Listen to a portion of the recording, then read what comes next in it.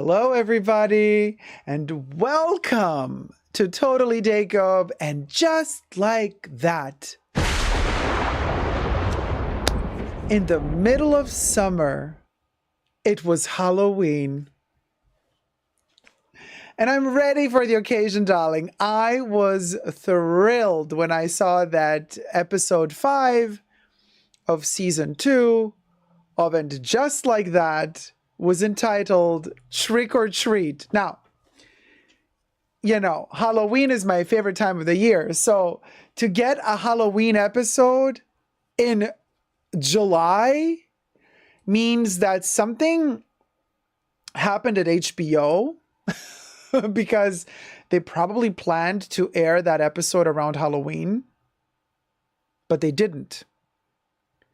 Which leads me to believe that the entire show is now streaming like 3 or 4 months before they originally thought that they were going to stream it, because no other TV show, you guys, no other TV show is doing a Halloween episode in July. And anyway, I'm here for it. I love the fact that their Halloween episode is in July. Now, we're going to do the review of episode 5, and you are warned, there will be spoilers. I will announce when spoilers begin. So if you haven't watched episode 5, Trick or Treat, from And Just Like That season 2, go watch it and then come back here. We're going to talk about it together. But first, I want to say hello to all my co-chatters. This video is live streamed. I mean, this is a live stream. So we do have all our co-chatters live here with us in the stream. Hello, Vitor. Hello, Polly S. Hello, HA. Hello, Paige. Hello, Melissa, Gloria, Debbie, Kari. Hi, everybody. How's it going? So, happy Halloween. Do you like the AI-generated Halloween background? This is kind of Carrie Bradshaw's street in New York. Kind of, no. Carrie Bradshaw's street in New York, and then done extremely Halloween-y. I mean, this is not a scene from the episode, actually, just letting you guys know. But it's super cool, and we got our Halloween vibes. And I even have my little Chanel orange pumpkin-colored mirrors. Let me do a little screenshot moment.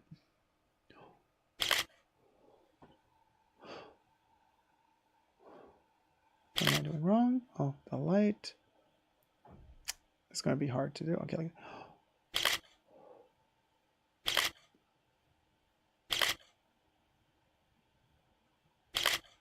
So, how have you been liking And Just Like That season 2 thus far? We are 5 episodes in. There is 6 episodes to go. So I want to say we're kind of halfway through already, unfortunately, because I was hoping for, you know, I don't know. I just want more. I want more to happen. You know what I mean?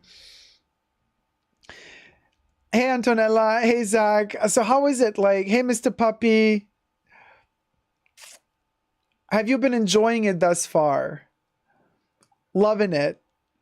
Because I have been really enjoying season 2 of And Just Like That. I know that a lot of people love to hate watch it. A lot of YouTubers love to really bash the show. But I really, hey Louie, how's it going? I really think that it's kind of coming into its own. And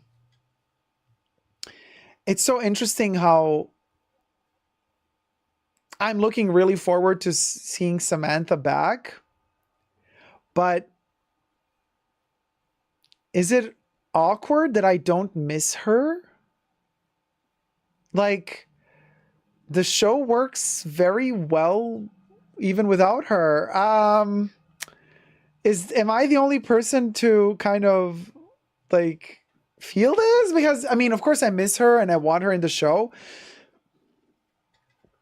But like, I want her in the show for sure, but like, it works for me the way it is. And actually, it works so well that I'm kind of worried, because I think to myself, well, what if Kim Cattrall really wants to come back? But like, there's no place for her, because I was thinking about it today while watching episode 5. I was like, well, if Samantha were really in this show, how would they find the time to put her into the storylines? Like, she would have tiny moments of time that they could actually put her in, you know what I mean? Because they would have to spread their time thin between all the characters. And of course, you know, Kim Cattrall would not want them to cut out another character just for her sake. That would be really bad. You know what I mean? That's a no-go. Yeah, Debbie says they would need 20 episodes if Kim Cattrall were to be back, right? Nina says, I like the show a lot. I feel like they are getting into it and they are finding the middle ground between Sex and the City and Just Like That. You know. Thanks, Zach says, by the way, the music before the stream began in Totally Jacob is Divine Living. Thanks, Zach. Glad you're liking it. It does work, says Debbie. I like it too, says Vitor. It works indeed, says Vitor. Yeah. Irene says, I really dislike this show. I'm not watching it anymore. But I do like you, and it's good for all of us. And it's good for all of us. For all is to listen to other people's point of view. Maybe the fashion takes over this spin-off. Okay, so you do not like the new show, basically, is what I understand. Nina says, I think they are doing a great job if we don't miss Samantha. I will be happy seeing her, but I don't feel like there is something missing. Yeah, I also don't feel like there's something missing. And then season 1, like, they were talking about Samantha throughout the entire season 1. Like, Carrie was trying to reach her through the phone, if you remember. And there was like the text messaging between them too. So Samantha was still in the show, but fading out, right? Even though season 1 ends on that cliffhanger, like Carrie is in Paris with the ashes of Mr. Big. And she writes Samantha because Samantha is now living in London, apparently, right? The character Samantha is living in London, and she writes her a text message saying, "Hey, I'm in Paris. I'm just literally a short ride away from you." And then Samantha says, "Let's meet up for lunch, brunch, or whatever, drinks or cocktails." And so that's how season 1 ends. Season 2 begins, and we don't know if Carrie had drinks with Samantha or not. We don't know if they met up in London or not. So that cliffhanger has not been resolved yet in season 2 thus far. We've had 5 episodes so far, and there is no Samantha. Now, we did know, because they told us kind of from interviews, that Samantha would appear in the last episode, maybe in episode 10 or episode 11, and it would be just a cameo. It's going to be just a phone call. Kim Cattrall shot her scenes without any of the girls in that scene with her. She didn't want to see any of them on set. She did not want to see Michael Patrick King on set. So there's that whole, drama going on. So we know that it's going to be a short cameo, and it's just going to be minimal. But of course, we're all still looking forward to it. I know I'm really, really looking forward to it, but I'm also kind of looking forward to how I'm going to feel about it. Like, once Samantha is there. Oh, thumb up the live stream, by the way. Thumb up this live stream. It means the world to my little tiny channel. I'm trying to make it grow. So thank you guys so much for thumbing up the live. Oh, hey, Zara, how's it going? Like, how am I going to feel once Kim Cattrall shows up? Am I going to miss her again once she disappears again? But like I said, I don't think that there's space for her in this new show unless they don't rewrite some characters differently next season. After all is said and done, even if I get her only for 2 seconds every episode, I do wish that Kim Cattrall were to be back. Now, we've seen the evolution of season 2 from episode to episode. The first 4 episodes, we're building up to something. And now finally episode 5 kicks in. So we're going to talk about episode 5 entitled Trick or Treat, directed by Cynthia Nixon, the one and only Miranda. So spoiler alert, you guys. Spoilers coming up ahead. Let me record this little thing. And let me also cue in the ladies. All right, let me shift to the side.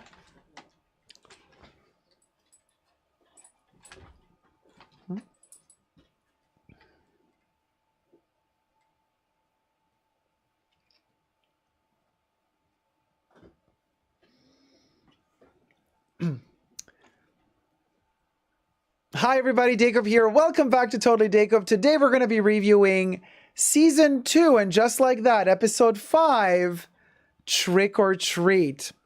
Now let me just quickly set the mic better. There you go. So you guys, spoiler alert, we will be talking all things, including spoilers of And Just Like That, all episodes seen thus far, and Episode 5 entitled Trick or Treat, directed by none other than Cynthia Nixon, who portrays Miranda in the show. I got my little trick or treat bag. We have here the Carrie Bradshaw's Street in New York, kind of AI generated, with the whole Halloween setup here. So it's kind of the whole vibe. Little cat, so bizarre. Love it. Living ferret. So I also have my fashionable moment. My little Chanel mirror in pumpkin orange. Technically coral, but it looks very orangey here. So I'm completely Halloween vibes. And I love Halloween. Halloween is my favorite time of the year, by the way. So for me, it was such a great moment to see a TV show dedicate an episode to Halloween in July. Because Episode 5, Trick or Treat, aired in July. Which makes me think that maybe HBO wanted to stream this show later on, like in September, October, but for some reason they decided to show the show already in June, July. Nothing against that. I'm super happy that they're showing the show before, even early. The earlier the better. Now I'm one of those rare people on the tubes that is actually enjoying this show. I know a lot of people are really hate watching it all the time, but it is what it is. For me, it's a pleasure to watch. So if you are also one of those people who enjoy watching the show just for the sake of having some fun together and talking about it, then you're here, you're at the right place. You know, just stick around. Let's chit chat. I am filming this video live, by the way. I live stream several times a week, either here on Totally Dacob or on my main Super Dacob channel. So go check me out there as well. I also have a perfume channel called Essentially Dacob. You should check that one out as well. I just made a top 10 Sex and the City perfumes, like what character would wear what fragrance. You should check out that video as well. It's super funny to dive into the psychology of the characters and like who would wear which perfume and from which decade as well. It was a super fun time filming that video. But for now, let's get into And Just Like That. Season 2, Episode 5, Trick or Treat, directed by Cynthia Nixon. So I have all my notes here. We're going to take it step by step, and we're going to analyze it as we go through it, through the motions. So the episode begins at 5 in the morning, you guys. By the way, this video is being filmed live in front of a live virtual audience. So hi to my live chat co-chatters. Subscribe and thumb up the video if you haven't already, you guys. So it's Che's apartment in New York. It's 5 a.m.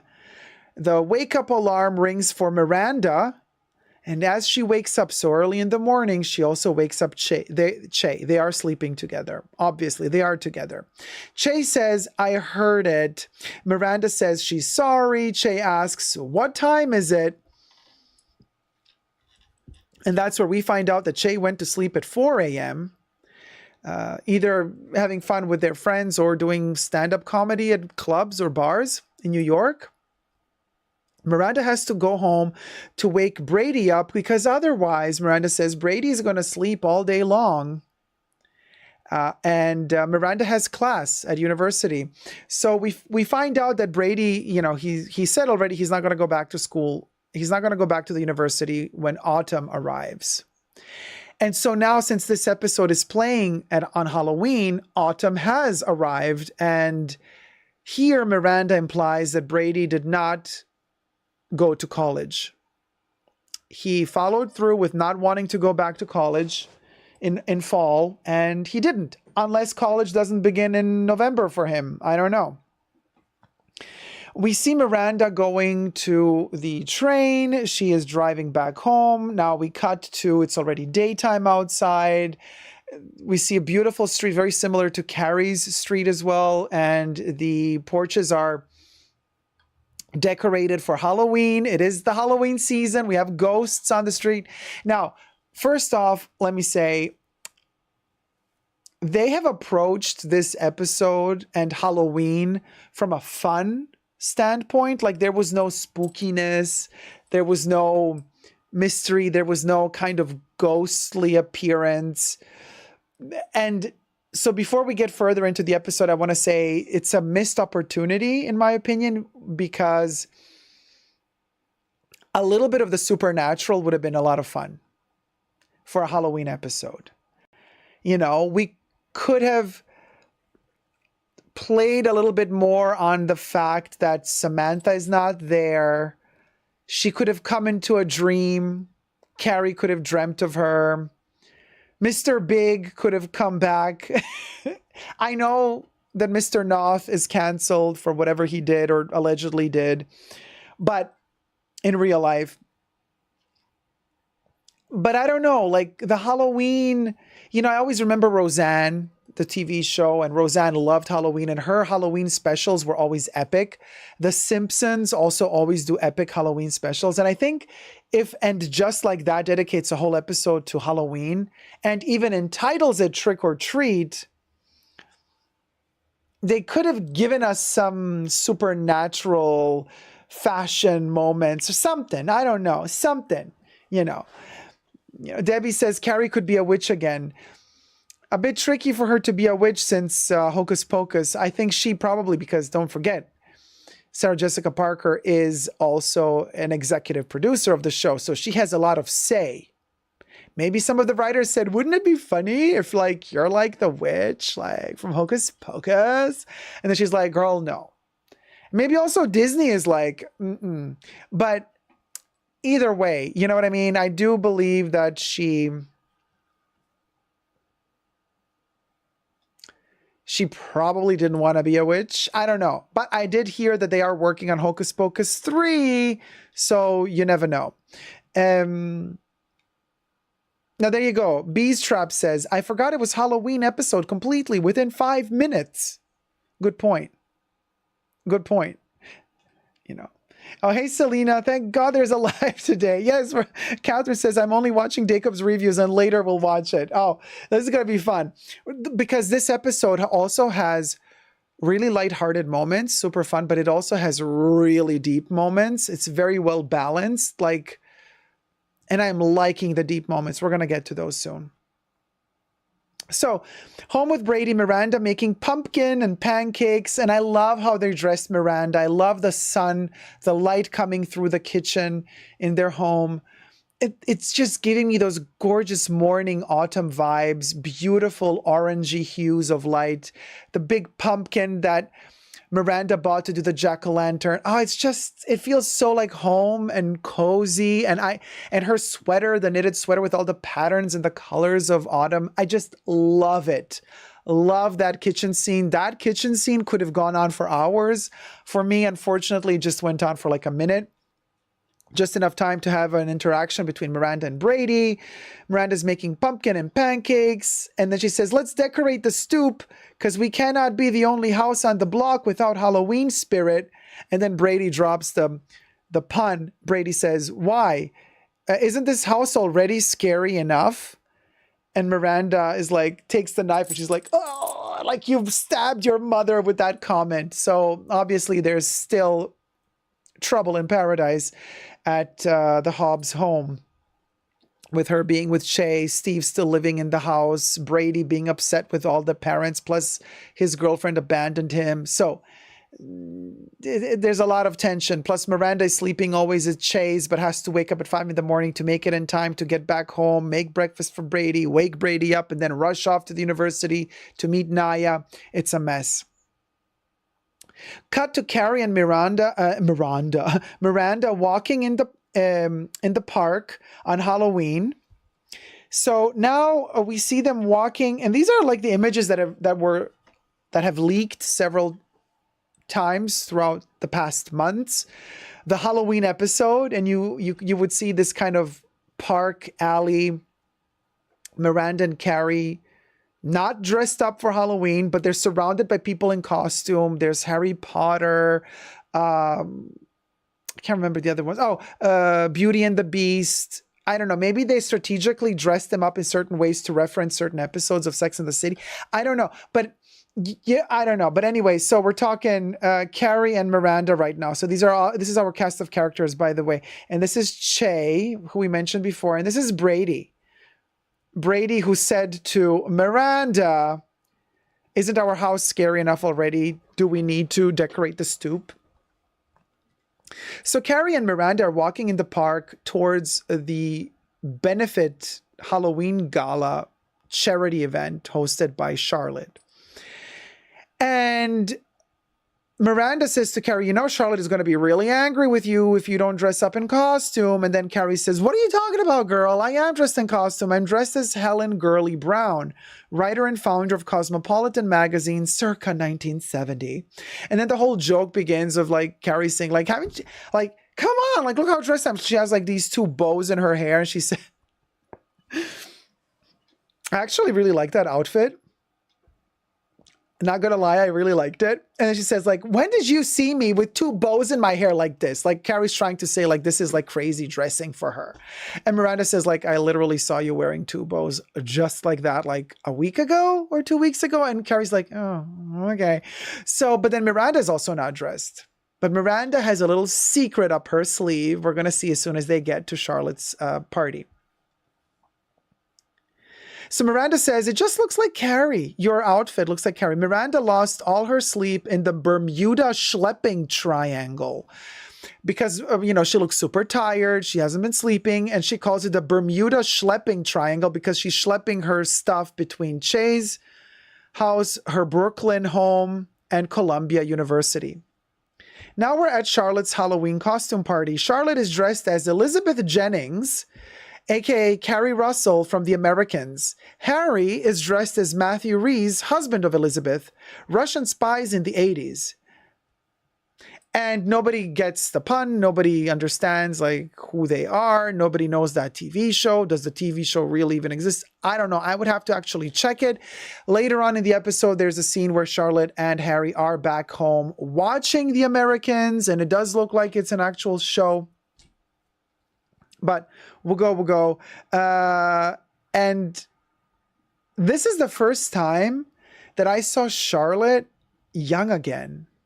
Now, Harry is hilarious because he has a wig on and he has like long hair. We only know Harry with the bald head. So to see him with hair was super hilarious. I loved it. And he was funny with the hair on.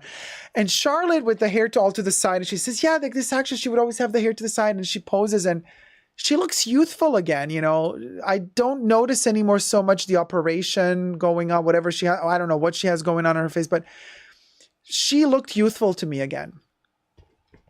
And I enjoyed it. And she's trying so hard to make them all say like, look, like, you see, I'm dressed up, but she just looks like Charlotte. And Miranda says, you just look like Charlotte. Charlotte says to Carrie, you look just like Carrie. And Miranda, you look just like yourself. Why aren't you in costume? Carrie repeats that she's dressed as Helen Gurley Brown. And then Miranda pulls out a red clown's nose, puts it on her face, puts it on her nose and says, I am dressed as the comic disaster that is my life. Classic Miranda answer. Kind of funny, but also super sad. But then again, a clown is always sad. So I kind of love that. Everybody loves Harry's hair. Carrie says, I love the hair. Harry says, the last time I had hair like this was like in 8th grade or something in school. Then we cut to a dance scene in the garden or outside next to the water of this huge mansion. And Lisa T. Wexley is dressed as the Bride of Frankenstein. She's dancing with Anthony. Anthony's dressed as the devil. Lisa looks gorgeous dressed as the Bride of Frankenstein with the hair, the cut, everything, like perfection. And she's dancing. She's having a ton of fun. The music is cute. It's cute. People are all dressed up around them. Anthony has the horns. He is the devil. Seema is dressed not as Padma Lakshmi. She says, if any foodie asks me if I'm dressed as Padma Lakshmi, I'm going to sue. But she doesn't tell us who she's dressed like. She, again, also looks just like herself.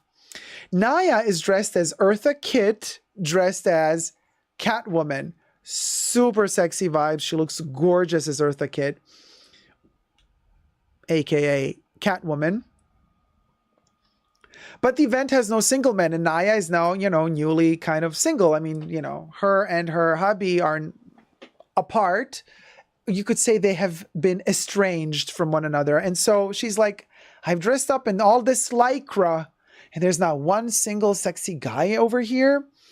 And then Seema says, well, this is the wrong place to look for a guy. This is a charity event. All these guys are married for the most part.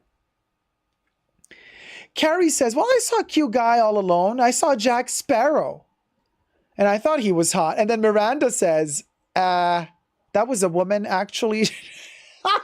That was a woman dressed as Jack Sparrow. That was not a man. Just FYI. So Miranda is kind of learning the whole gender situation more and more as she's together with Che. I like that subtle little, thing. Seema says she will take Naya to the place to meet single men, because Naya is not so versed in kind of, mingling with single men, as she's like almost her entire adult life been together with her hubby. Miranda says, okay, so Seema says, I'm going to take you to a place where you can meet single men. And then Miranda says, oh, where's that? A sperm bank? A monastery? Then Carrie drops another, love the comment, and also the shade that they're throwing at Disney. Carrie says, a Marvel movie? Now, hear me out. You see the shade? And this is why, Debbie, I'm telling you, this is why I think Carrie was not dressed as a witch, because they're throwing these curveballs to Disney, because that Disney does all the Marvel movies. And now Carrie's throwing shade at Disney by saying all the single men, the losers are going to Marvel movies. The single men watch Marvel movies. So Carrie, you got to notice these little snarky remarks, how the writers weave in all of these little throwing shade, but just ever so delicately. Think about it. Carrie saying, oh, where do you meet single men? At a Marvel movie? If that ain't shade at Disney, I don't know what is. Seema says a 5-star hotel bar is the way to go. We'll go. That's where I'm going to take you, Naya, to meet single men. Super expensive rooms in 5-star hotels. So the guy has coin. And deadbeats aren't allowed to walk in off the street. So the guys you're going to meet are at least a little bit more preppy. Carrie and Seema want to show Naya, the newbie, the ropes of single dating. And Carrie quotes Helen Gurley Brown, again, the founder and writer of Cosmopolitan, circa 1970. I am a mouse on the outside, but inside, I am this tiger, and I have to get on with it. Cosmopolitan. Now, I would have wished them to have actually drank a Cosmopolitan while the scene was happening, but that wasn't the case. Back to Lisa dancing with Anthony. He stops dancing and sees Herbert arrive to party, but he's not dressed. And he calls him a lucky Frankenstein because he was dancing with the Bride of Frankenstein, Lisa, the wife of Herbert. Herbert is not in costume because he's worried his political run might be compromised if people saw him dressed as George Washington. Lisa says, come on, loosen up a bit, Herbert. Dress up, it's a party after all. He's like, no, I'm running now for politics because you made me. And so now I have to be very careful. She's like, yeah, people are not going to judge you for being dressed up at a Halloween party, benefit, charity event. He's like, no, they're gonna. So my costume is waiting home for us. Cut to Charlotte and Harry, still trying to impress people with their costumes. they're talking to some random guy dressed as Batman, and they're trying to convince him that they look like the Americans from the TV show, but Batman is not impressed. And Batman is also maybe not SAG because they did not let Batman say one single word. And you know that there's a rule, like you're not allowed to speak more than, I think, 2 words. Otherwise, you have to be paid SAG salary. And so if they don't let an extra speak, it's because they don't want to pay almost anything. Just a little insider info for you guys to know why Batman didn't speak. Because they wanted to save money. So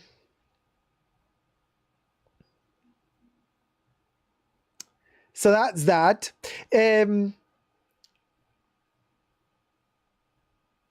Lisa dances with Anthony. Okay, Charlotte had. Okay, Anthony sees a muscle gay guy from his gym on the staircase, dressed as Julius Caesar or some Caesar, you know, somebody who's together with Cleopatra, or a centurion, a Roman centurion, if you may, 6-pack, hairy chest, tall, you know, the type of guy you would see in a porn flick, a gay porn flick.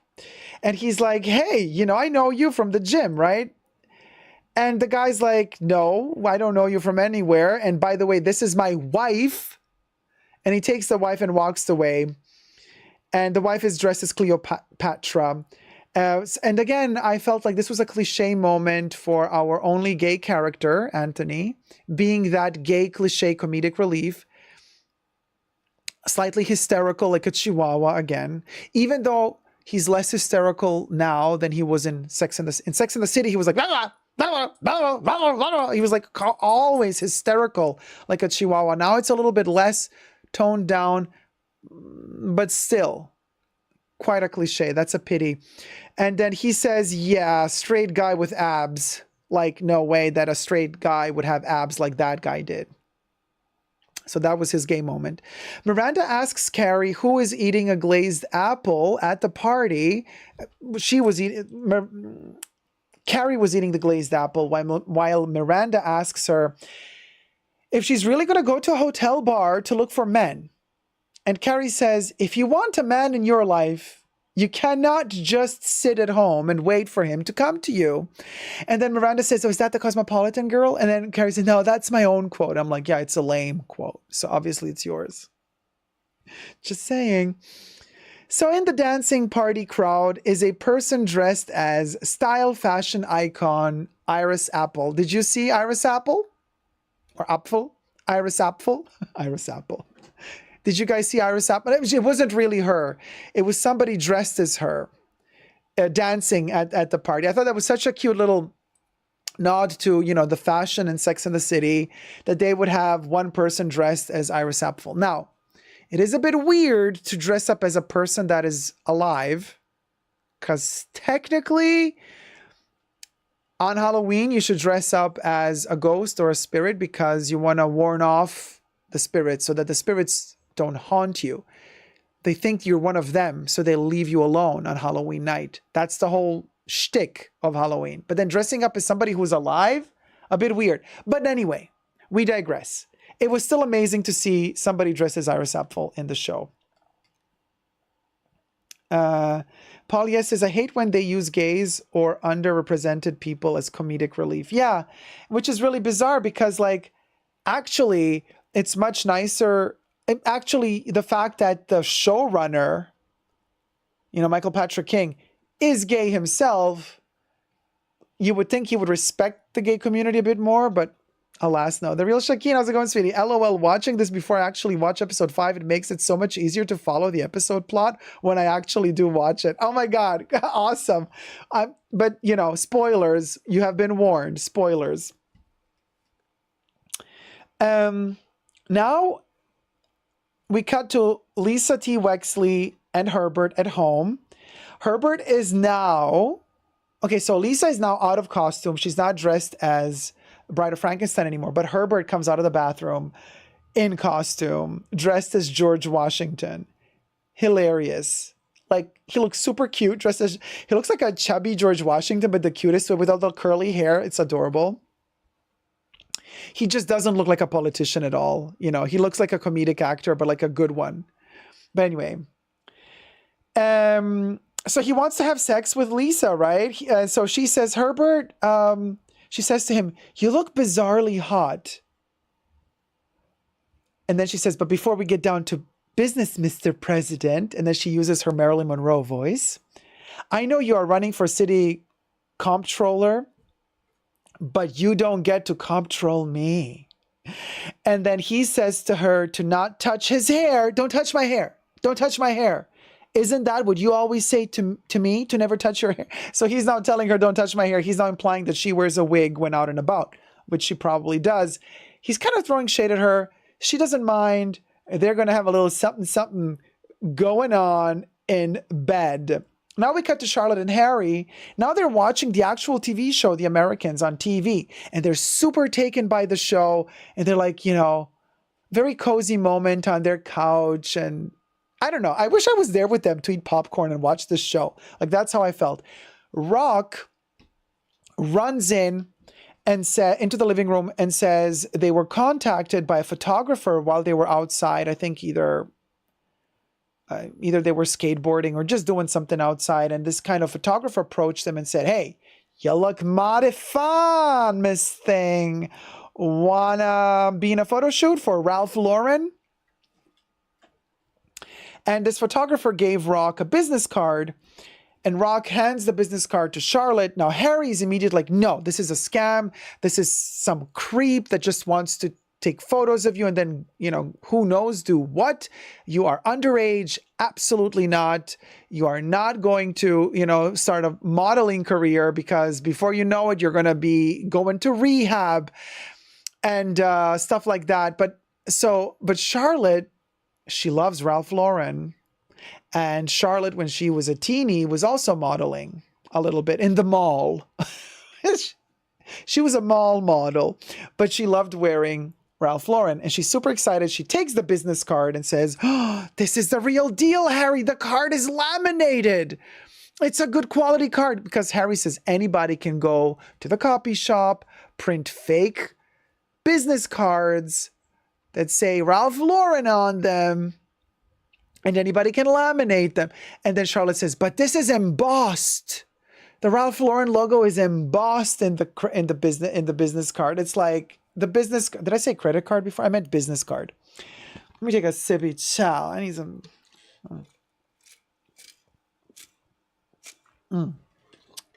Sugar moment. Even though it's sugar free, it's the illusion. Hashtag not sponsored, by the way. So Harry's against it, but Charlotte is for it. Harry thinks it's a scam, but Charlotte believes it's a real photo shoot.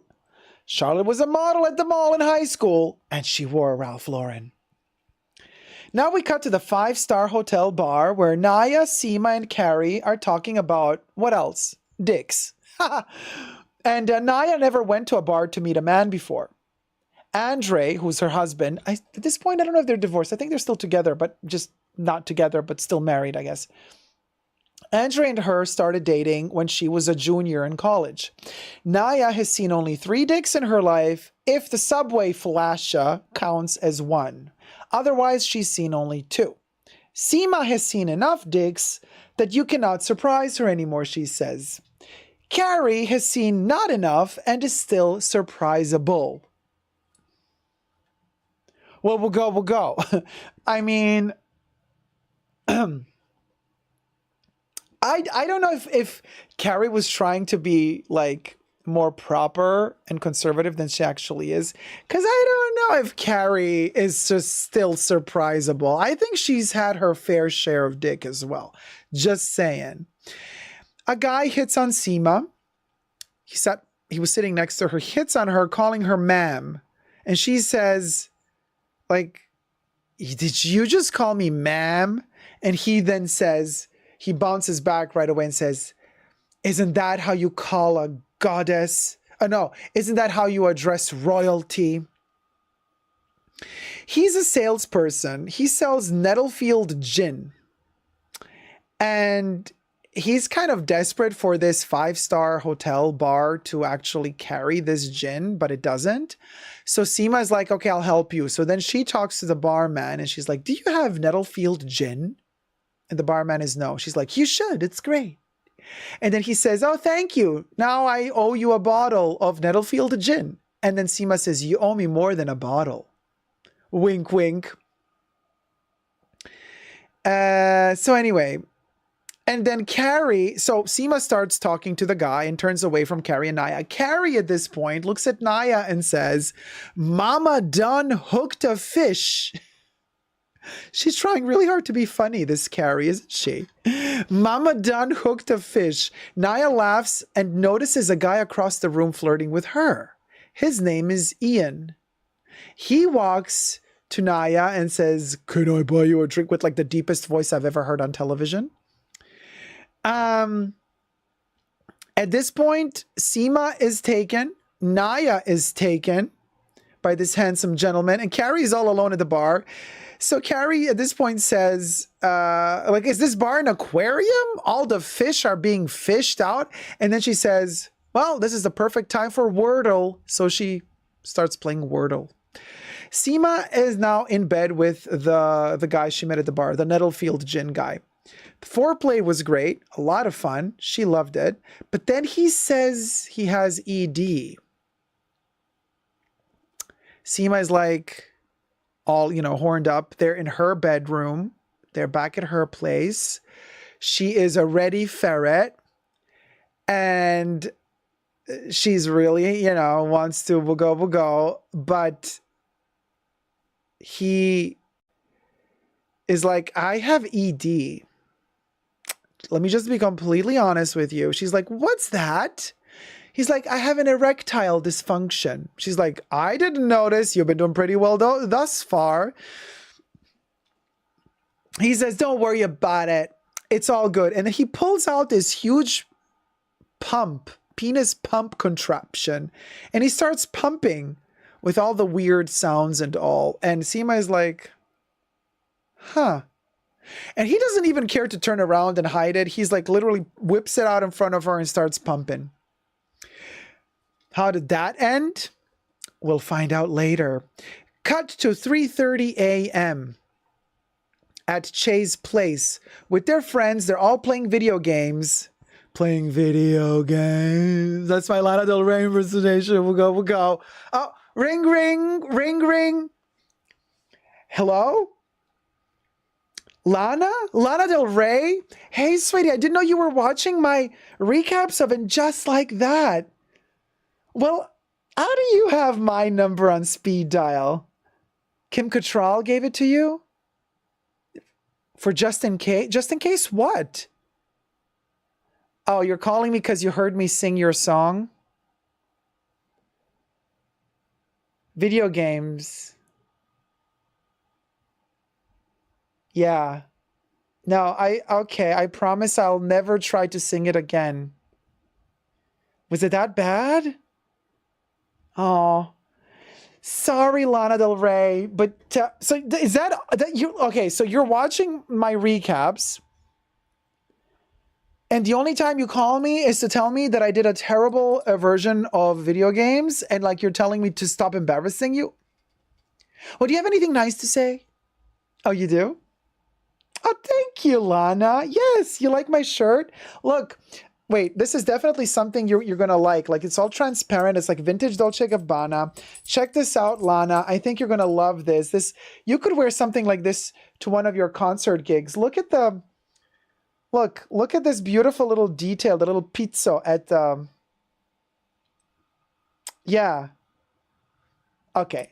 Have I been redeemed from singing? Thank you, sweetie. Yes, I love you too. All right. I'm not going to sing any more of your song. I'll sing other songs. I'm not going to sing yours. Okay. Love you loads. Okay, bye. Lana Del Rey.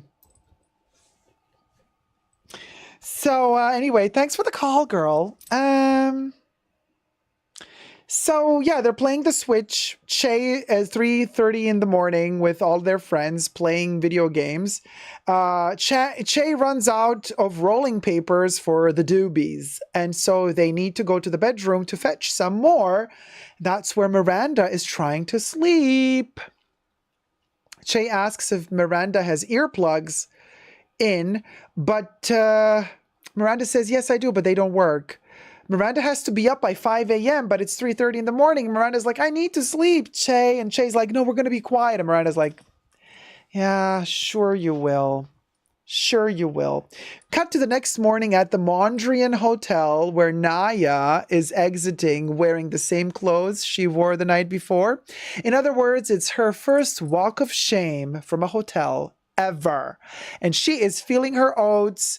The doorman at the hotel is like looking at her like, you're mighty fine, you know? And she's like, yes, yes, yes, yes, yes. She thinks like the whole world knows what happened.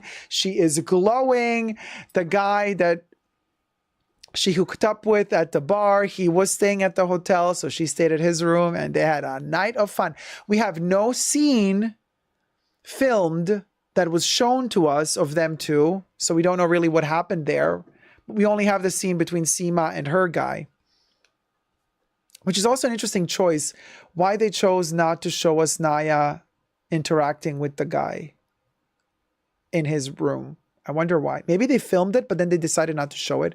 Who knows? Or is Naya still more of a side character than Seema and Lisa? Because Seema is definitely more main character of the new three ladies. Seema is definitely the main. Like, Seema is like the new Samantha, even though she's very different from Samantha. And then Naya and Lisa are still side chicks. Naya, the side chick to Miranda. Lisa, the side chick to Charlotte. But let's see if things are going to change more. But having said that, Naya is even less of a character than Lisa is in terms of importance. You know what I mean? So that still has to evolve somehow. But, or maybe they're just keeping her on the side just in case Kim Cattrall does come back. In that case, Naya would be the one leaving the show. Just speculating here. Everything I say in this video is for entertainment purposes only, not rooted in truths or facts. Everything's just alleged, just my opinion. Coincidentally, also the phone call didn't really happen. Or did it? So anyway, Carrie walks home on the street. She's kind of going places as Seema is also on the street calling her to tell her that the man from last night stayed over her place. So she had a late start today and that's why she has to cancel lunch with Carrie. How was it? Asks Carrie. And Seema answers, let's just say, maybe I still am surprisable after all. He had a penis pump. Carrie is shocked. She stops in that moment in her feet in the middle of the bicycle road where a guy is driving by. He almost hits her and he falls. And well, we think he broke something. We don't know. It's very urgent. It's very difficult. Carrie says to Seema, oh my gosh, I gotta hang up. There's an emergency here. A guy just fell off his bike because of me. I hope he didn't break anything. I'll call you back later. So she hangs up on Seema. She starts talking to this guy. The guy is justly so upset. She feels super guilty and offers to take him to the urgent care where she saw an Olsen twin go to in the past. Of course, if you're going to talk about New York, you got to talk about the Olsen twins. How fashionable of her to remember an emergency care facility just because she remembers one Olsen twin once entering there. He is upset. She's scared he will sue her. She drags his bike for him to the emergency room, to the urgent care. At the urgent care, she wants him to move ahead of the line, and she's talking to the receptionist lady and says she's worried he has a clot. She doesn't want him to, pass away from a clot. She fills out his paperwork for him. We find out that his name is George Campbell, or Campbell, Campbell, and that he's born on the 17th of October, 1968. And Carrie says happy belated birthday because it's right before Halloween. You see, everything's connected. And she finds out, because she has to fill in his address for him because his hand hurts too much to write. She finds out when he tells her the address that he lives practically right next door to her. She thinks he's gay when he says, she's asking him, okay, what is your emergency person to call in case of an emergency? And he says, my partner my male partner. And she's like, oh, you're gay. And he's like, no, I'm not gay. He's my business partner. We have a business together. I am not married and I am not gay. He says, I have never been married.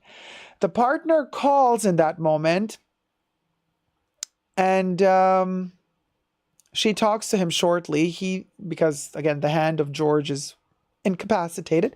He then is called into the control room. Carrie decides to wait for him. He says he will say hi to the Olsens. Haha, little joke, little running gag between them. Now we cut to Charlotte's place. She is cooking with Rock to soften Harry up a little bit, as he comes home from work. They're cooking something really nice for him to make him say yes, to allow Rock to go to the photo shoot, the Ralph Lauren photo shoot. Teen model, next stop rehab, says Harry. And Rock says, Mom is not a junkie and Mom was a model too when she was a teenager. Rock would use the money they would make from this gig to plant some trees in Israel. Like that's kind of the excuse, like, let me do it. I'll use all my money for charity. Harry says, oi.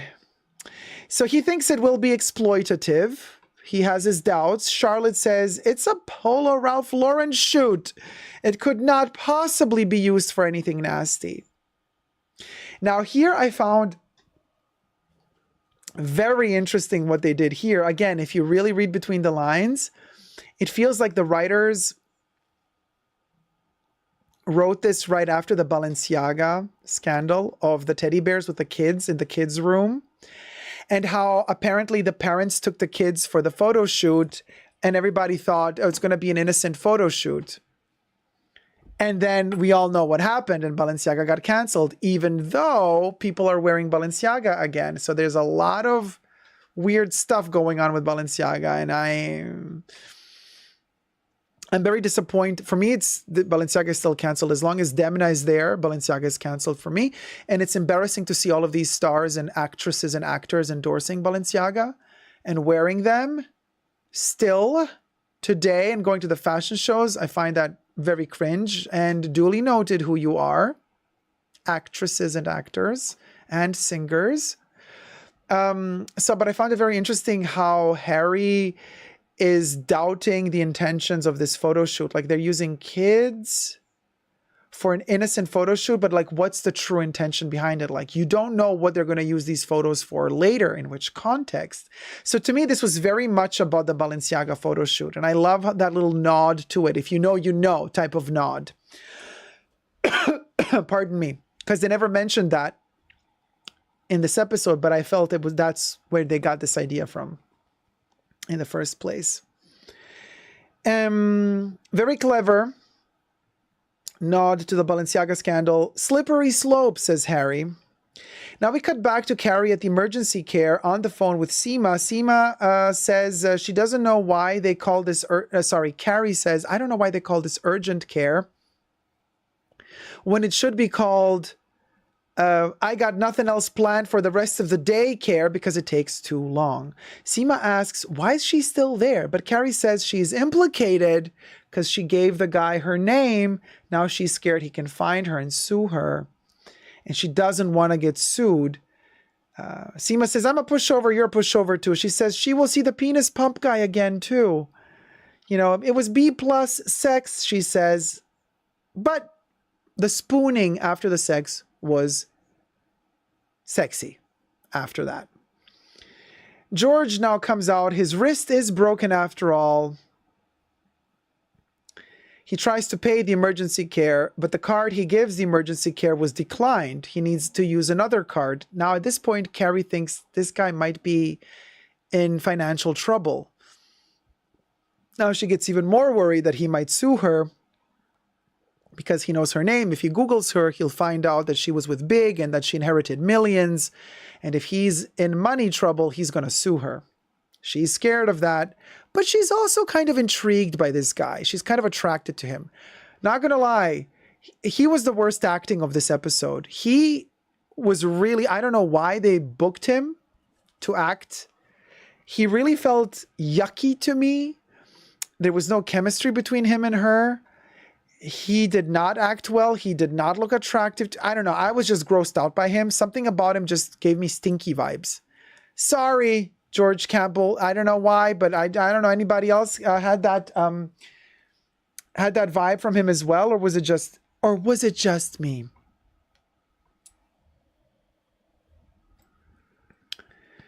I don't know. Oh my God, Kev, the shade. Kev says, I love Lana Del Rey, but she's not that great live either. Well, now you know why I did the phone call. You see the little subtle remarks that I make myself, just like they're doing in the show? We'll go, honey. We'll go. Did that on purpose. Ring, ring, ring, ring. Great. Lana, you're still watching. No, you have a beautiful voice. No, Kev is just being... Okay, stop yelling. No, we love your voice on stage. Kev, you got to be careful what you write because like Lana is not having it. Yeah. No, you have a wonderful voice, darling. We love it. Love it. Okay, don't worry. We're not going to throw shade at... No, we're not going to throw... You have the most beautiful voice. They should have never cut off your sound stage like after, what was it, Manchester. Yes, I know. We all felt for you. All right, sweetie. All right. Love you loads. Ciao, ciao, ciao, ciao, ciao. Cha. Let me tell you, you gots to be careful. All right. Where was we? Right. We were at the emergency care.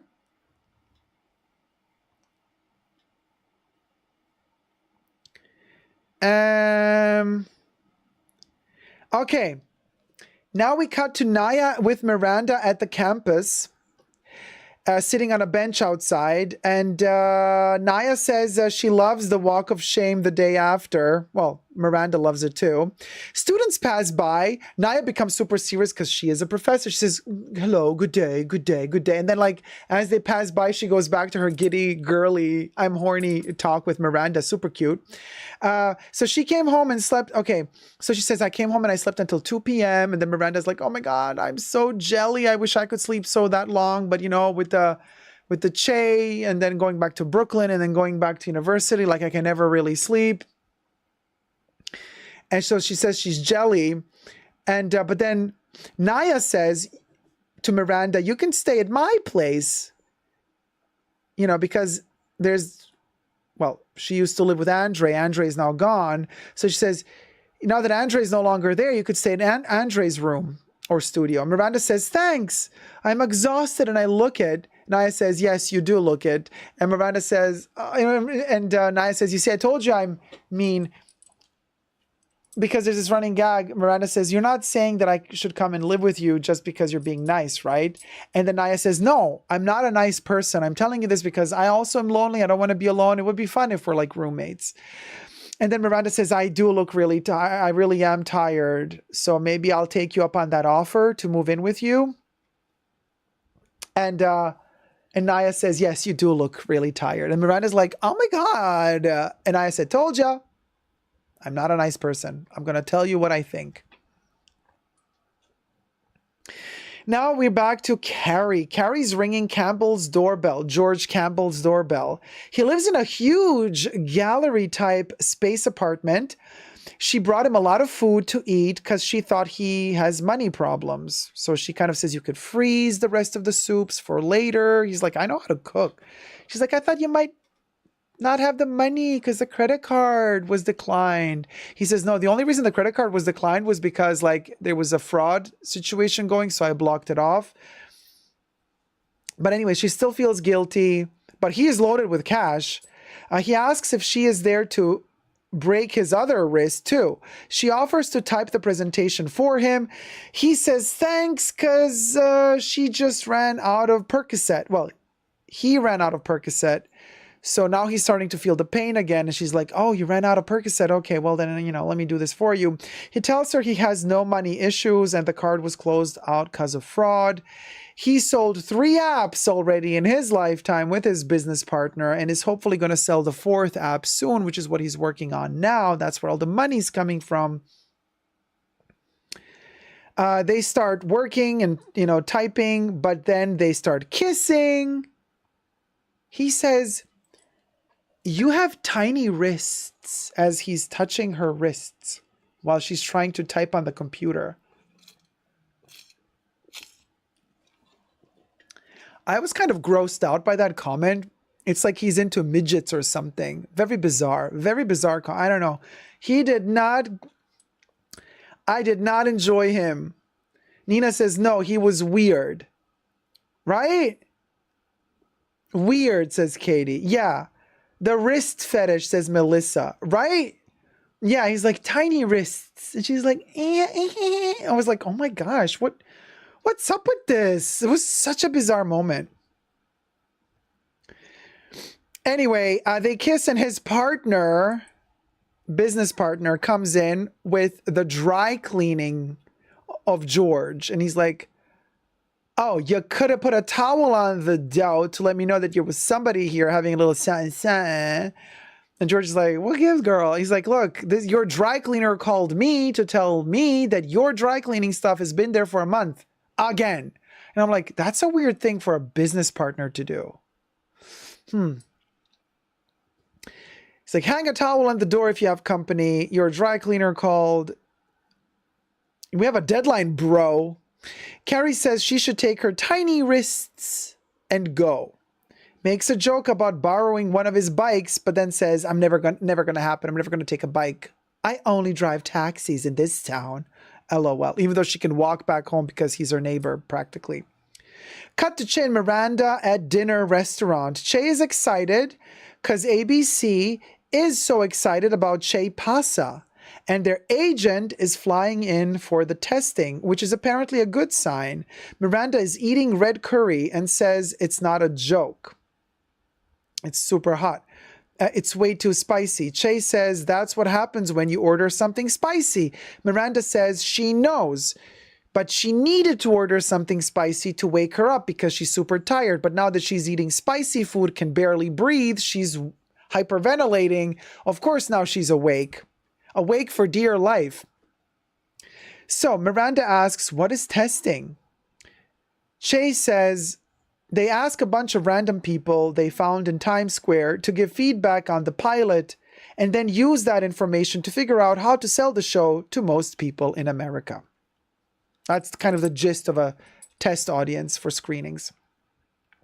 Miranda says if her body survives this meal, she might move into Naya's spare room. Naya's place is like 2 minutes away from Miranda's house, so it's very practical for Miranda to go back home, see Brady in the morning for breakfast, and then rush off to school. Che says they love having Miranda with them in their apartment, but they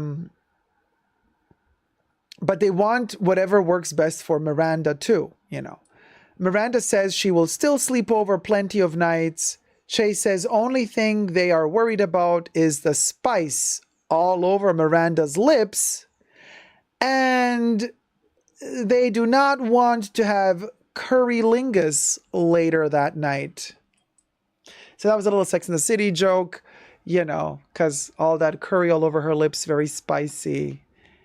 And Che does not want currylingus. Boykind says, remember the other weird guy she dated in Sex and the City series with the fetish to have golden showers? Yes, the politician. I mean, that's not the worst fetish to have. I'm just gonna leave it at that. And we're gonna move away from this like nothing happened.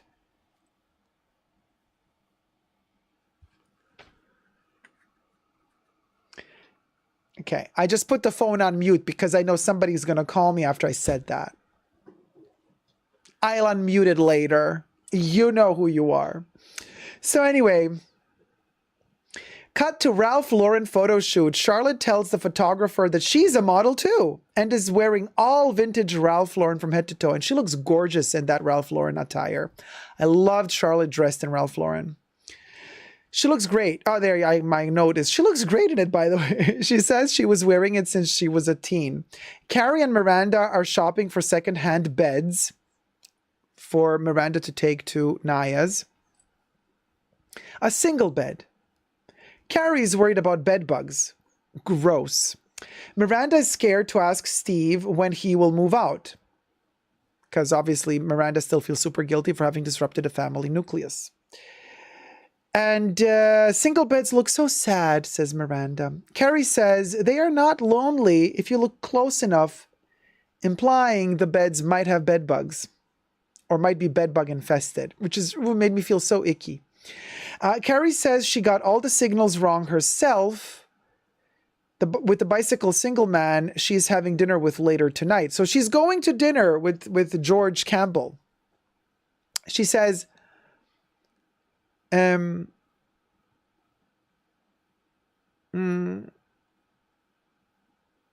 so she saw a bicycle fall, well, and she heard, she heard partner. Wait a minute. What did I write here? I wrote something wrong. The bicycle single man she's having dinner with later tonight, she made him fall. And she thought she heard partner. And she thought gay. But it isn't, because he's not gay.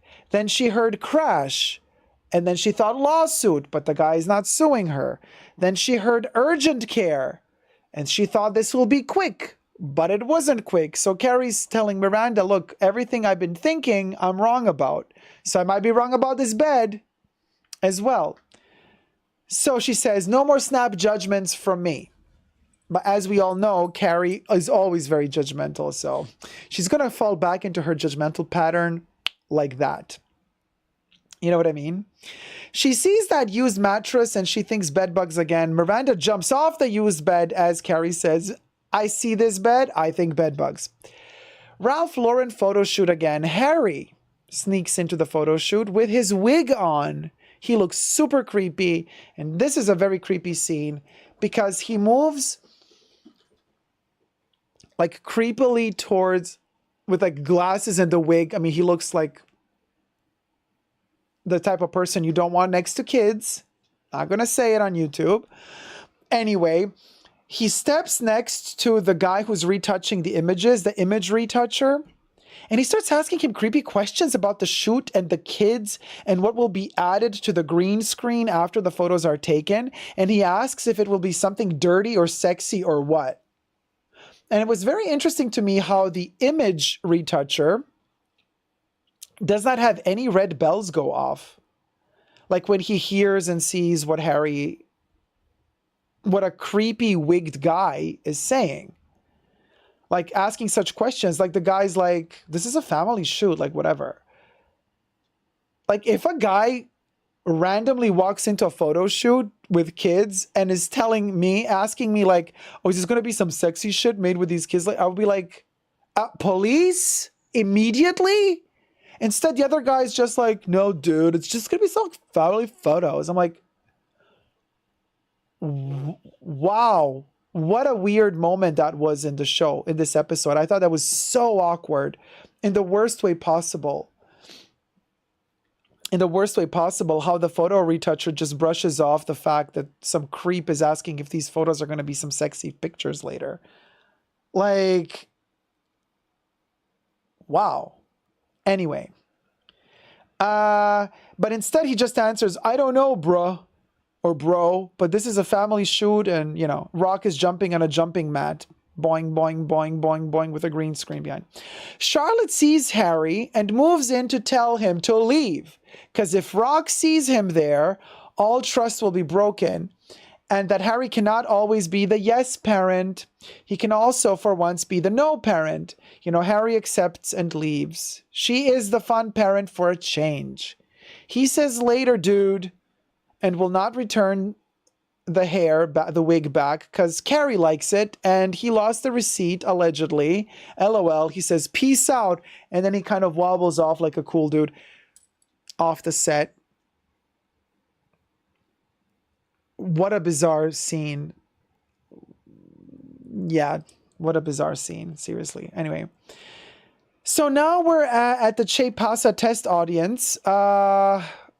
So Che is behind that non-reflective mirror, like one double-sided mirror. So Che sees what's happening in the room where the audience is being tested, but the audience doesn't see Che. So the audience loved Tony Danza. There's this one lady, I don't know if she's like from Jersey or from Brooklyn, she says, Tony Danza, great head of hair, so lush. But turns out they all hated Che's character. And to me, this is a brilliant part of the episode where the writers again project to us viewers how Che feels to have been so hated on these 2 seasons. I found that so intelligent, how they combined what is going on to Che in the show and how the character Che has been received by the viewers, by most viewers of And Just Like That. And I found it so intelligent how they weaved it in to the show Che Pasa and how the test audience all hated Che. And they even listened to the critiques of the LGBTQ plus community, the non-gender conforming community, you know, like the showrunners listened to the point where they wrote into the test audience a non-binary character.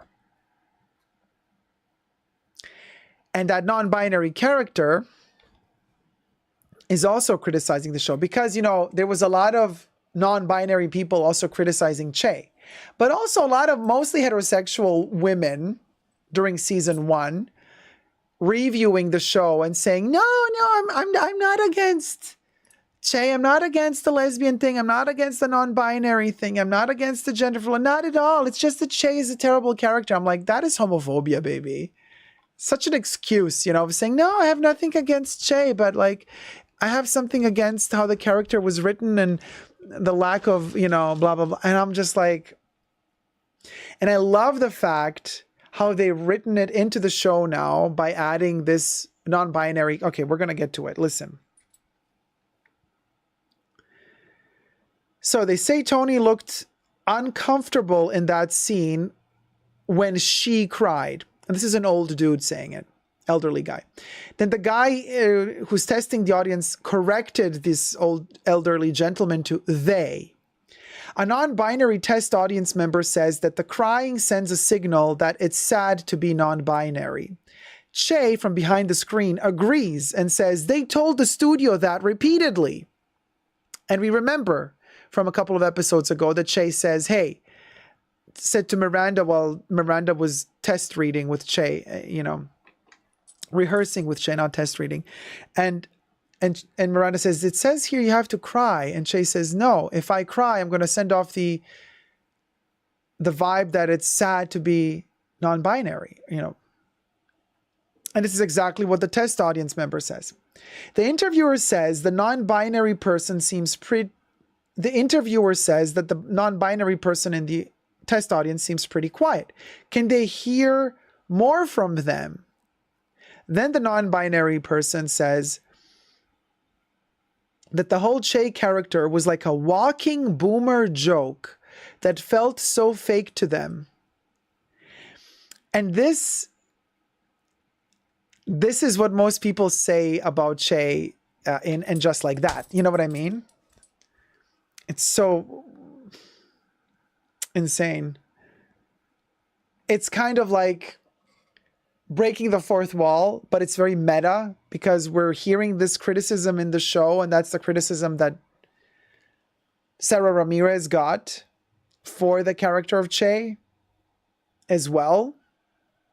And not only that, but Che in the show is acting as Che in the show Che Pasa. So meta on so many levels.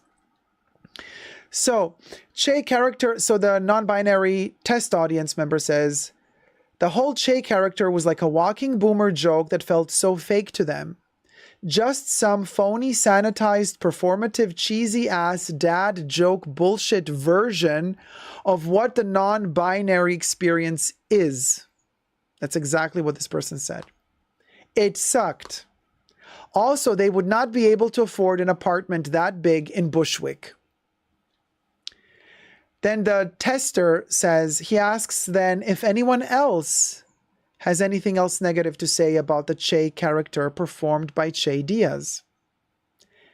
And all the test subjects raised their hands. At this point, we see Che is mortified. And the guy who was testing the audience says out loud, looks like we have a Yahtzee.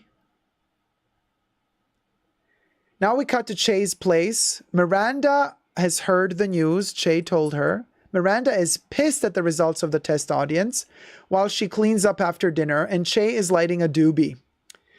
People think TV is a place, this Miranda now says, people think TV is a place where people get to be creative, but TV is just a corporate conglomerate and a place made to sell soap. It's just like corporate law. They will never get it. ABC can eat shit, says Miranda. Che says, stop saying to eat shit, and how are they going to afford this apartment now? Che's really worried.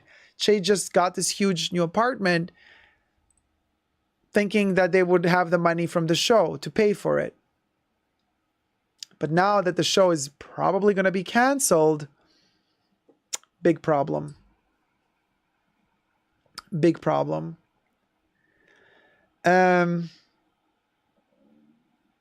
They were counting on that TV money. Miranda says they will make another show even better. Miranda says there is nobody like Che, and she will be their cheerleader. She says they don't need a cheerleader. So Che says, I don't need a cheerleader, Miranda. This is my life. This is who I am. This is my career, and this is my identity. Che says it took them 46 years of their life to figure out who they are. And then just a focus group took 1 hour to destroy them. And this is so to the point, and it's such a criticism. It's a snarky remark towards us, the audience of And Just Like That, who were so hateful towards Che. So many people were so disgustingly, homophobically hateful to this character. It was painful for me to watch certain reviews of the show, of the first season. And I'm so glad that the showrunners addressed this in such a good way by weaving it into the show. And when Sara Ramirez cried, and I'm saying Sara Ramirez, I'm not saying Che anymore, because that felt real to me. So when Che then says to Miranda, hey, do you mind if I'm alone, if I stay alone? Could you please go to Naya's place? I really need to be alone right now. And Miranda says, I'll see you tomorrow. And Che says, I need more days than just one day. I need at least a week. And then Miranda comes in and says, can I at least give you a hug? And Che accepts the hug. And this is where I say Ramirez, because Sara Ramirez, as Che, started crying for real. And I felt that. I felt that pain. I felt Sarah's pain, and I felt Che's pain. And it was such a vulnerable moment. It was a beautiful moment. And it's also a moment that makes us love Che. I mean, not that we already haven't, but I have the impression that throughout season 2, the writers have been more cautious to write Che's lines to sound less egotistical. Still, Che had their very egotistical moments throughout season 2. But then again, So does Carrie Bradshaw.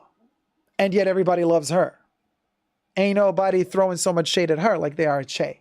So I thought it was a really, really, really clever way of addressing all the hate that Sarah Ramirez as Che was getting for their character in season 1 and 2.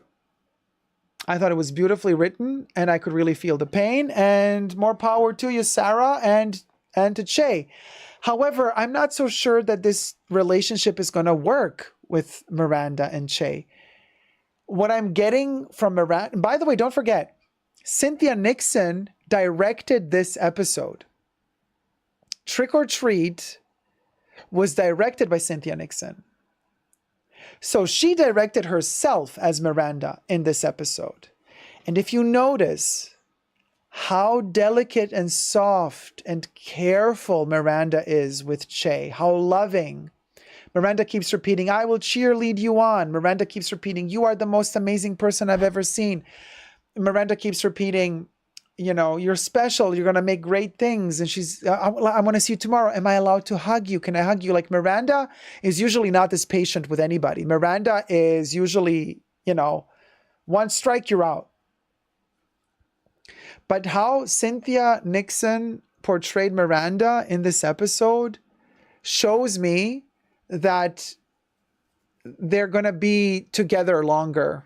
You know, they're not breaking up in the next episode. Not at all. Like she's totally giving me, you know what I mean? Like from how she's talking about the situation, she's giving me totally that vibe. Like, okay, we're going through something now, but the relationship is not going to fall apart. Just because how Miranda is not annoyed by Che at all. On the contrary, Miranda is like super patient with them. But Miss Jelly says, I also felt so bad for Miranda. Yeah, me too. Because like Miranda is like all alone. You know, she wants to be extra cautious. She's walking on eggshells around Steve and Brady. She's extra cautious around Che. She doesn't want to lose Che. She doesn't know how to talk about all the details of what's going on with her and Che to her friends like Charlotte and Carrie, because they don't really understand fully either. So Miranda is really in a delicate situation. And let's not forget that Miranda is just coming out of her alcohol addiction as well. So she could relapse any minute. She's in a very vulnerable state right now.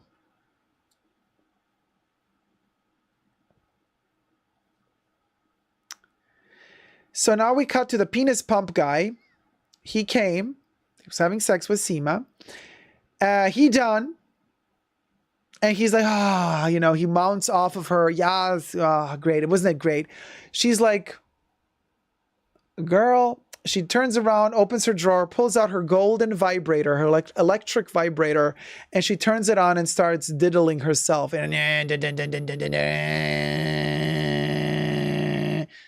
My impersonation of a dildo. Hello. And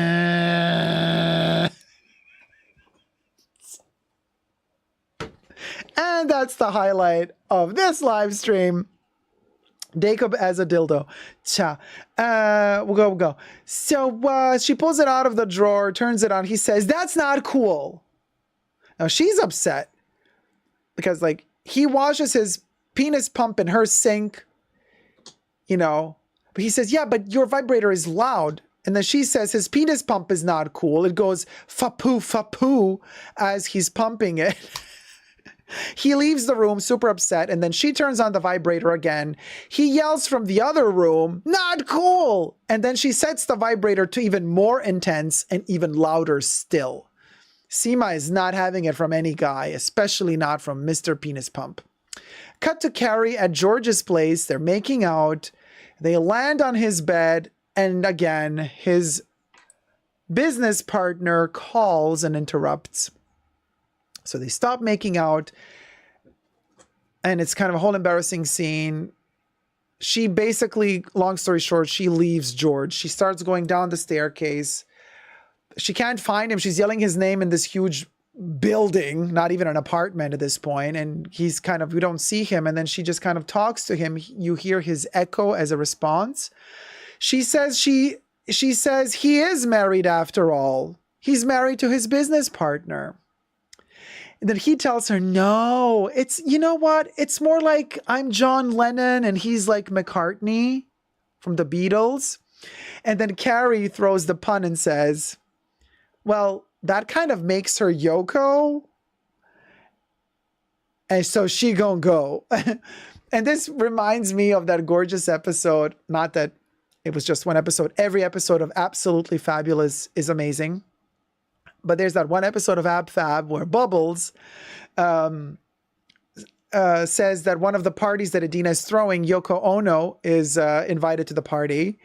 And, but of course, as we all know, how Yoko Ono sings, she screams. We digress. And then Bubbles says, so Adina's like, who's coming to the party? Yoko. And the Bubbles says, oh no. So anyway, great moment. We digress. Ring, ring, ring. Okay, here you go. Yeah, silence is removed. Ring, ring, ring, ring. Hello? Oh, no, no, no. Stop screaming. Yoko, stop screaming. Stop screaming, Yoko. I hear you all the way to here. Stop it, girl. Stop. Okay. Yoko. Yes. Yes, it was just a pun. I didn't write the show. They wrote the show. The guy said to her, it's like McCartney and Lennon. And then Carrie says that makes me Yoko and she doesn't want to be Yoko. I didn't write it. Call her. You live in New York. Sarah Jessica Parker lives in New York. Yeah, call her to complain. I would have never written a Beatles joke into my show. Just letting you know. No. It's fine. Yes, I do love your sunglasses and your reading glasses. They look cute. But I'm just repeating what they said in the Yoko. Oh no.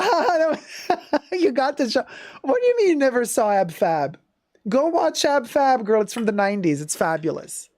Yes, the best of times. The best of... Okay, darling. All right. Love you, low. Okay. Listen, I got to finish this. I got to finish the episode. Girl, haven't publicists taught you anything? There's no such thing as bad publicity. The fact and just like that, they're talking about you, that's great. It revives the memory of you. People start talking. Listen, I would not see this as a negative. No. Yeah. What? No, I would not recommend you to go and scream from your balcony a song of yours. Your neighbors have already suffered enough. Okay? All right. All right, sweetie. Talk to you later. Scream to you later. Okay, okay. Bye. Bye. Bye. Okay. Yeah, we'll go. So she says she wishes him a long and happy marriage, and Carrie leaves his gallery apartment. He runs out of his room. He's looking for her. She's gone. As she leaves, we hear her off screen say, and just like that, George and I were over, but at least I got back up on the bike. The end. So that was our episode recap of, and just like that, season 2, episode 5. We'll go. What can I tell you? Oh, Debbie wants to know, does the phone have its own pump? Well, the phone has a little Viagra moment. We know that the phone has issues as well, but the phone usually only perks up when Kim Cattrall calls, you know. Ring, ring, ring. Oh, there you go. Hello? Kim? Hey, did you watch the recap of the episode? What do you think? Oh, yeah? You also never watched the show? You only watch my recaps? Oh, Kim, you are doozy. Thank you. Yes, this is a live stream. So now this time you know what I'm wearing. Yeah, it's sheer. Kim, we spoke about this already. I cannot do this while we're live. Oh, Oh, it tickles you particularly when we... Well, what am I wearing today? I have this sheer black Dolce. Look at this thing. It's like, you can see it on camera, right? It's like sheer. Yeah, yeah, I have the hair long. It covers the nipples. It's all, there's no nip slip happening. Yeah, like that time when you were at the bar and got the nip slip. Several times, I remember. Yeah, those were the days. Listen, are you trying to tell me that there's going to be a nip slip in your cameo scene? Your lips are sealed? Honey, I never heard you say that one before. Yeah, your lips are sealed. Sure, sure. Since when are Samantha's lips... Yes, I know I'm talking to Kim Cattrall, not Samantha, but... Well, then why are you using that voice when you talk to me? Why aren't you using the normal Kim Cattrall voice? I know, because it tickles you. All right, listen. Honey, your lips might be sealed on the phone, but let me tell you, they're not sealed at all when we meet. We'll go. All right. Yes, we're going to play Find the Pickle. All right. Love you loads, Kimmy. Okay, can't wait to see you in the show. And you and I are going to meet up later. Okay. Love you. Ciao, ciao, ciao, ciao, ciao, ciao. Well, you guys, that was the recap of episode 5. I mean, Just Like That, season 2. Trick or Treat. Directed by Cynthia Nixon.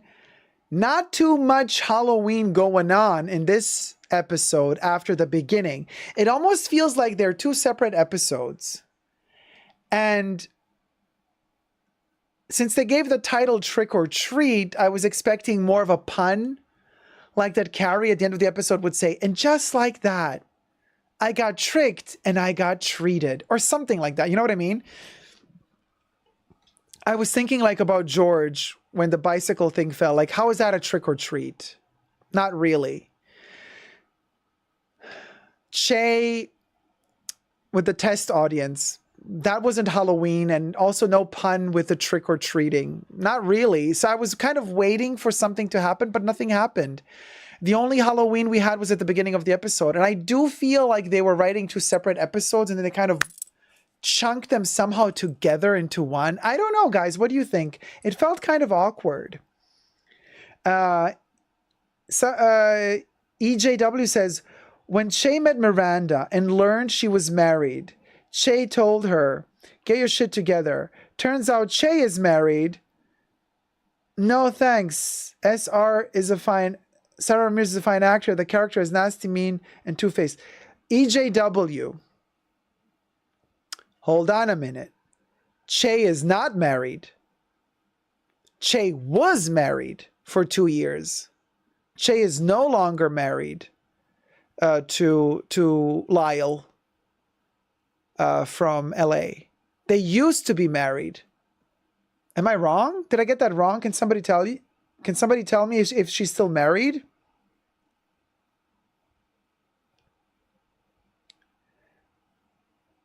They still are married. Okay, so Deb says yes.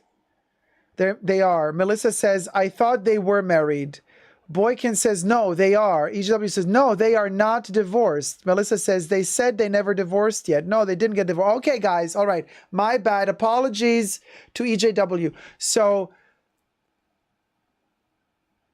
okay, but then I still have to say, Che, however, is not into men anymore. So they did get their shit together. But they did not get a divorce. So you're right. Yeah, you're right. So that's messy. Like Che telling Miranda, like, get your shit together, but then Che doesn't even get a divorce. But I repeat, but Che doesn't have a problem telling Lyle, you know, I'm dating Miranda or having a threesome. Miranda at the beginning had problems telling Steve what's going down between her and Che. So I guess Che meant something else when it came to Miranda's situation. But sure, I guess now we could definitely say, hey, Miranda can use this against Che as well and be like, girl, or boy, or they. Cha. Like, you made such a big deal and fuss of me with Steve and the marriage situation, but then now you're like, you're still hitched. Yeah, Melissa. Che almost slept with Lyle in the threesome, but Lyle wanted also Miranda. Very complicated. Very complicated. It's a threesome, and then when Miranda left, Che also left Lyle and went to sleep with Miranda on the broken IKEA couch.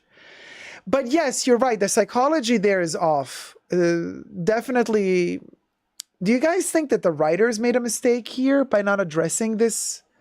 Or do the writers just really think that these are two different instances? Like, it's one thing what Miranda was going through with Steve, and it's another thing what Che is going through with Lyle.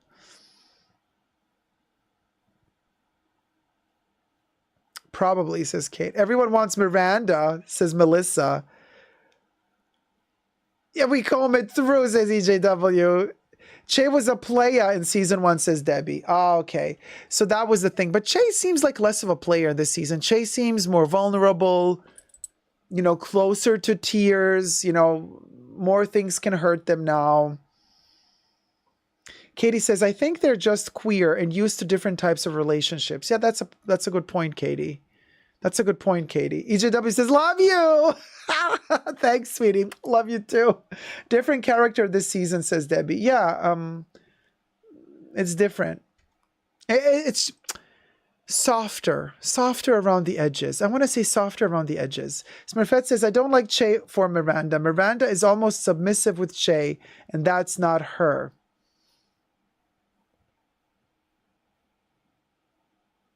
She's quite submissive with Che. This is something that was happening in season 1 and it continues in season 2. So I'm not expecting that to change anytime soon unless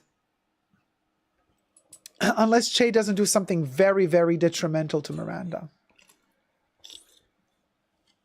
Like hurting her in some really weird way. AJW says, Miranda's now a groupie. What happened to her? You guys, we get older, and I think a lot of people mellow when they get older. I think a lot of people just turn softer, Miranda has been fighting her whole life, and she had that conversation with a tattoo artist.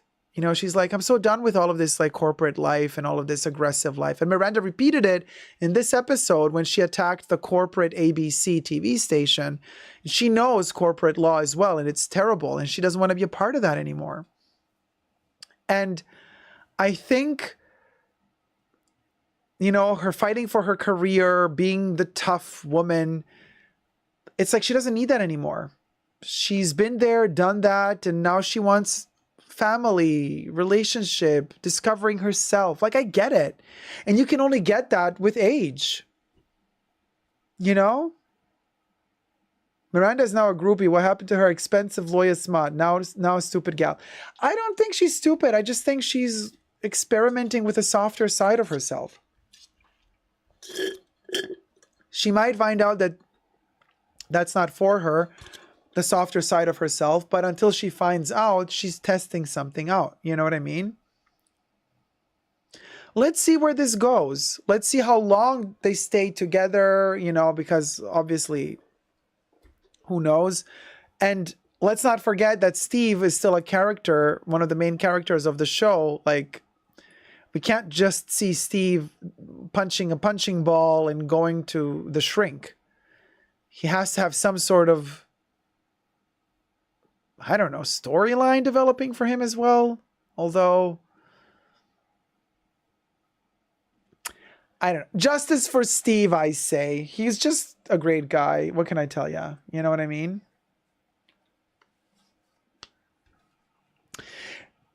Yeah, I think Miranda is still smart. It's just that I think Miranda is more empathetic now. She has more empathy than she used to in the past. And she's learning, and also by going to college, we see Miranda in season 1 trying to understand how to respect also other cultures, other races. And she has to learn all that, and it's a process. And the school is also teaching her that. Naya is also teaching her that. And that probably also reflects to how she reports herself in a relationship. This is why she's also much softer with Steve, and she's not intrusive, and she's not pushing Steve out. She's saying, take all the time you need. She's learning to be softer as well, I feel, you know? Smurfette says, I don't see her walking on eggshells with Che for long. Could be. If Che keeps pushing Miranda away like they're doing now, then Miranda will snap, I think. That's the way to make her snap. But we're going to need an episode or two still to get there. And I was like thinking, okay, now we're at episode 5. Where is Aiden? We were already thinking like at episode 4, where's Aiden? Now episode 5, where's Aiden? It's like we're getting late in the game here. Where's Aiden? You know what I mean? Fancy Pants says, thank you for loving this show. Oh, you guys, thank you for watching it with me. I'm really loving the show a lot. It feels like home to me. And on this note, I want to say thank you guys for watching. I hope you've enjoyed it. And I hope you're going to tune in with me to for the review of episode 6 of And Just Like That season 2 next week as the plot line unfolds. And until then, thumb up the video and subscribe. Love you loads. Bye. And comments down below. All your thoughts down below. All right, so that concludes the review. Any final thoughts? Thoughts and prayers? Thoughts and notes? Anybody else would like to share some thoughts here in the live stream before we finalize our momentous occasion? Great review, Jacob. Thank you, Letty. I mean, I was just kind of running through the entire episode. It wasn't so much of a... I mean, it was a review, but it was... No, it was a review. I gave my thoughts on it. Yeah, I definitely did. You know, there were some painful moments for sure. But there were also some really funny moments. But Debbie says, I'll have thoughts after I see it. But Debbie, like, let me know, like, after you've watched it, does it also give you vibes like it's 2 separate episodes? Because it felt like Halloween was just 2 minutes, and then the next part of was not Halloween. Like, I'm like, where are we going with this? You know what I mean? Boykin says, I really enjoyed this episode. I think it was the best so far. You do a great job recapping the show. Oh, thank you so much. Debbie says, okay, we'll do. I agree about Halloween.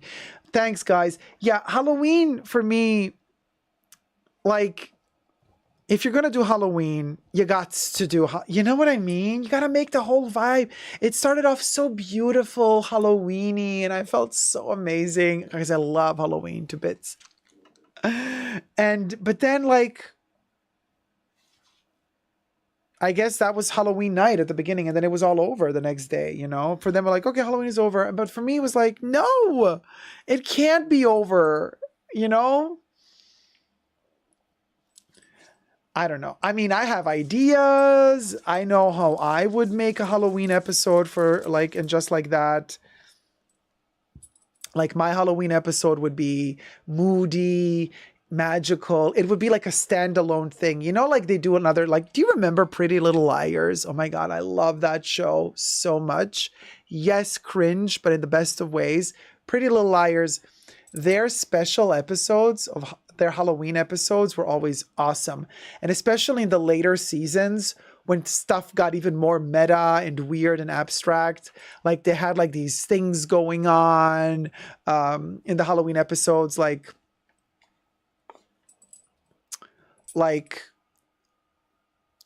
supernatural things, ghosts appearing, spirits. Oh, loved it. Fancy Pants says, Halloween should get bigger every year. I completely agree with you. Tricks could be the false expectation, says Debbie. Yeah, but there were also no treats, really. Corey K says, I appreciate how well you review and describe each scene. I'm sadly not watching, but I'm really enjoying you watching it. Ah, thank you, Corey K. It's going to be so interesting for me to watch this show after learning so much from you and hearing your point of view, says Letty. Oh, curious to know what you have to say the next week after you've watched the episode here when we do a recap again. EJW says it's all in how they write Aiden. Yeah, let's hope they give him a good plot line. Unless the Aiden thing is a red herring. They filmed him just to make us think he's coming to the show, but he's not. That would be terrible though. But I don't know. EJW says, also I thought the kids went away. Like, then Rock has a show. I thought they were away. EJW, no, that's because last episode was still summer. Last episode was summer. This episode was autumn. So basically between episode 4 and episode 5, like 3 or 4 months have passed.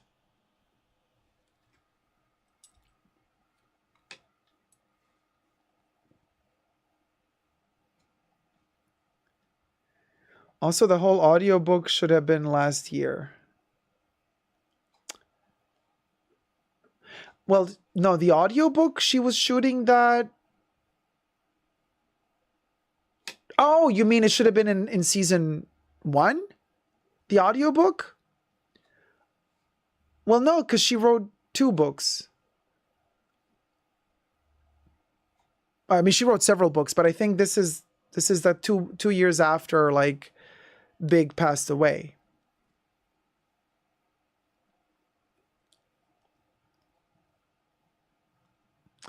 No, I don't know. I don't know if it felt like a leftover. I think the audiobook was important because Mitzi explains it. You know, Mitzi says, you know, what they don't tell you is that the second year is worse than the first year because you're drifting further and further away from your loved one that passed away, and life is going on around you, and then nobody tells you that it gets worse first before it gets better. But then Mitzi says from her Kabbalah class that she learned that when they die, they leave this hole, and you can never fill that hole, but new plants and life grows around it, and you can plant new life around that hole. So I think it was important to wait these 2 years to have Carrie still feel that pain. I think it was good that it was there. Now we can finally move on.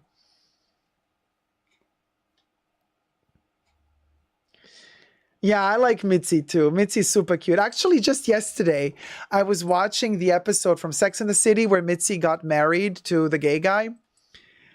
I love that episode. And that was in season 6. Carrie just started dating Berger. Well, they weren't dating yet really, but and so Carrie went to the wedding, Mitzi's wedding. You know, another thing I was thinking, which is super, I don't know why, but this keeps coming to my mind. I know these are fictional characters. I know these are fictional storylines, but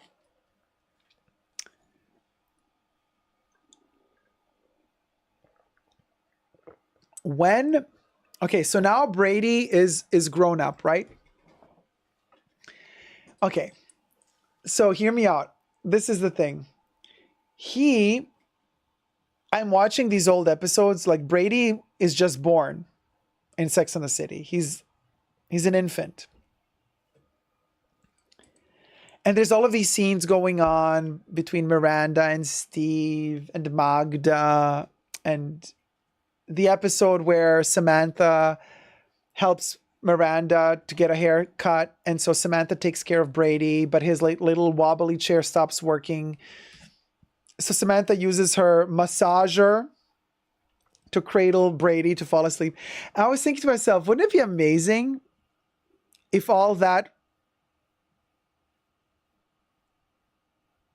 were like really filmed as a document within the show,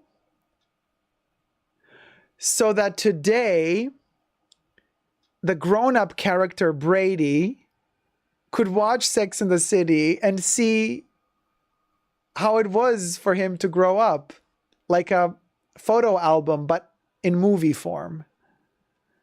I don't know why I keep thinking that. I like, oh, Brady can just turn on the old episodes of Sex and the City and he can see his childhood. Of course he can't, but that made me think, and I couldn't help but wonder in my Carrie Bradshaw voice. Wouldn't it be weird? I don't know if it would be I don't know if I want to know. I don't know if I want to know everything, but I was thinking of my childhood, right? If there were scenes from my childhood filmed like episodes of Sex and the City that I could have access to today and just play them and be like, so what was going down when I was 3 months old?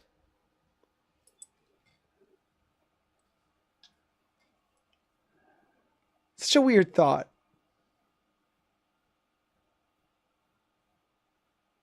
And then the actor who acts Brady, you know, he wasn't watching Sex and the City when it first came out, but he can now watch back those episodes and see what was going on with his character when he was younger and had no clue that he would be Brady today. Isn't that weird? Anyway, weird stuff that go through my mind. So, you guys, this was our live stream. I hope you've enjoyed it, and I hope you're going to tune in next week as we touch base on episode 6. I mean, Just Like That season 2. Love you loads. Thank you for spending some time with me, and I hope you've enjoyed this recap. Let me know your thoughts down below. Shout out to his family, as they say. Looking forward to tuning in next week. Thanks, James. Oh, hey, Tyler. Hey, Gloria Letty. Thank you, Katie, Debbie, Boykent, EJW, Teresa. Thank you. Thank you so much. Love you loads. See you all next week. Peace and out. As Harry with a wig would say, peace and out, bro. Love you loads. Bye. Oh, ring, ring, ring, ring. Hello? Hello? Who is this? Hello? Magda? Magda, your character isn't even in the show anymore. Yeah, the actress, I mean, and you passed, oh, you're calling, oh, it's a Halloween episode, so you're coming back from the dead. You want to babysit Brady? Magda. He's like what is he, 18 already? And, you know. Oh, you want to babysit Brady? Like, today's Brady. I see. Magda, I mean, girl, let me just tell ya, I think that is even worse than the whole weird scene with the photo retoucher. Magda, for real.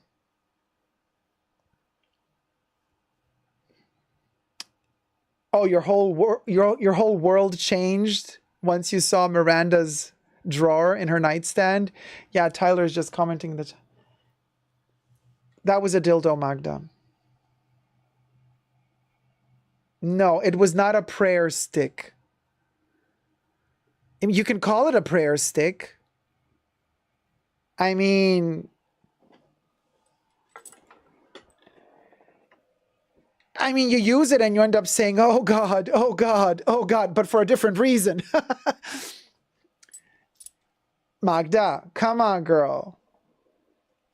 We'll go, you know. Yes, you do.